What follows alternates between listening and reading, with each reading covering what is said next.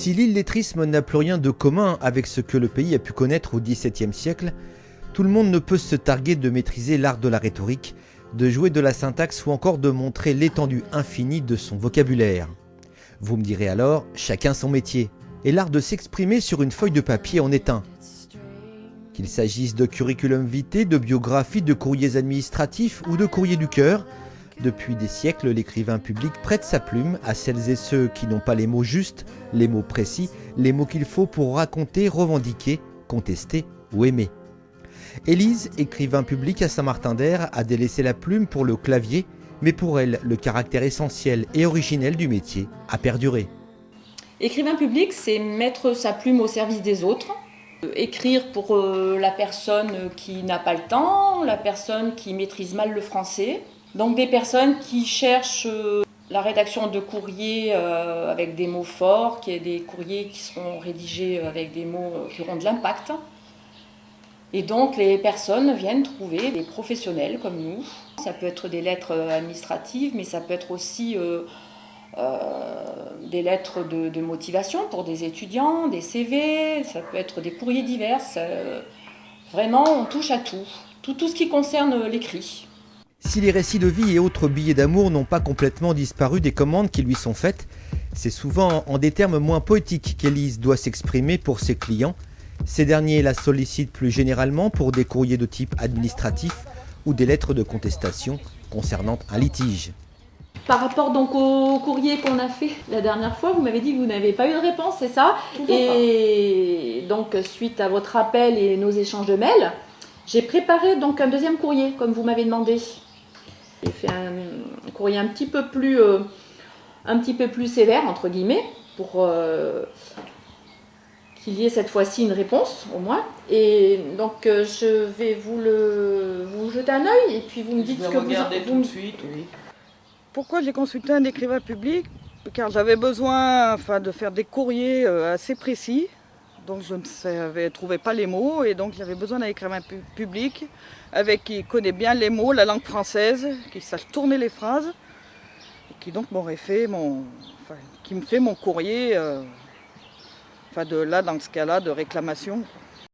Pour être sûr que son courrier attire toute l'attention qu'il mérite, faire appel à un écrivain public implique une certaine confidentialité. D'abord, ils recherchent l'écoute.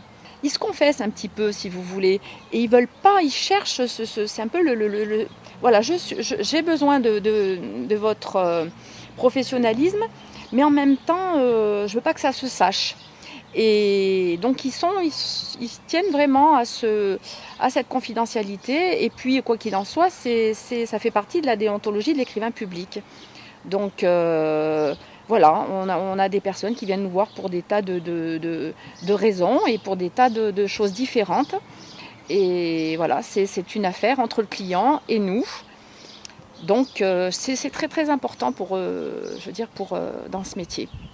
Une proximité qui a néanmoins ses limites. L'écrivain public n'est ni un conseiller juridique, ni un conseiller fiscal, encore moins un psychologue. Il s'empare du fond du sujet à l'aide des éléments qui lui sont fournis et le met en forme afin qu'il soit lu et compris avec la plus grande fluidité.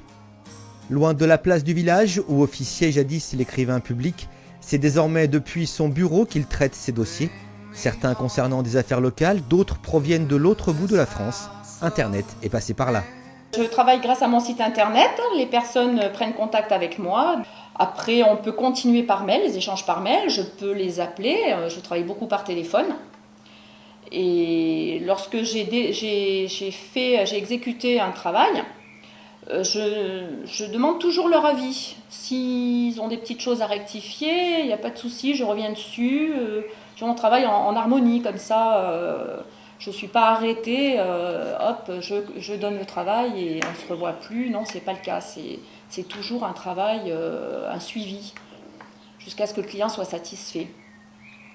Donc beaucoup par mail, beaucoup par téléphone et puis avec des clients de proximité donc, que je rencontre soit chez eux, comme ça a été le cas par exemple pour le petit récit de vie, je me suis déplacée chez les personnes et donc on touche une grande partie de la clientèle maintenant effectivement à travers internet dans toute la France.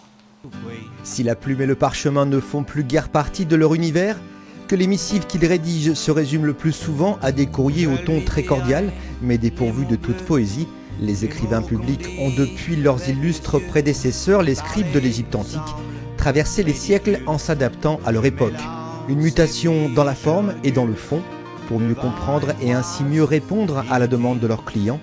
Certes, en chemin, ils ont dû sacrifier métaphores et autres figures de style au profit de formules choc. Autre temps, autre mœurs, me direz-vous. Quoi qu'il en soit, l'écrivain public a les mots pour le dire. Je lui dirai les mots bleus, ceux qui rendent les gens heureux. Je l'appellerai